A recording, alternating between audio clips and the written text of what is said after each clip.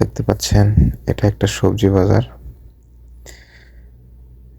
এটা হচ্ছে সৌদি আরবের দাম্মাম ছিকুতে।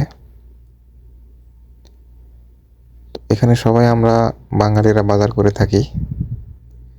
বাঙালি এবং সৌদিয়ানরা সবাই বাজার করে, তো বাঙালিরা বেশি। দোকানি বাঙালি, তাদের সাথে কথা বলতে ভালো হয়। তো আজকে আসছি একটু বাজার করার জন্য। তো দেখতে পাচ্ছেন এখানে সব রকমের তরি তরকারি পাওয়া যাচ্ছে।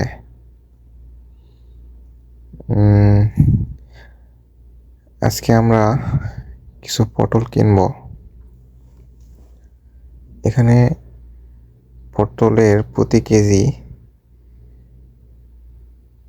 16 রিয়াল, যা বাংলাদেশি টাকায়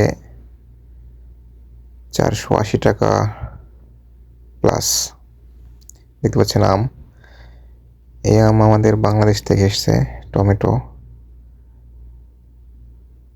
আলু দেখতে পাচ্ছেন, পুঁই শাক, কলা, লাউ, ধনেপাতা, লেবু, সব কিছুই এখানে পাওয়া যায়। দেখতে পাচ্ছেন অনেক বাঙালি সেখানে বাজার করতেছে। এখানে আরবিতে কথা বলতে হয় না। দেখতে পাচ্ছেন সমুদ্রের কাঁকড়া এখানে বিক্রি হয়। প্রতি কেজির মূল্য 10 টাকা, 10 রিয়াল, যা বাংলাদেশি টাকায় 300 টাকা।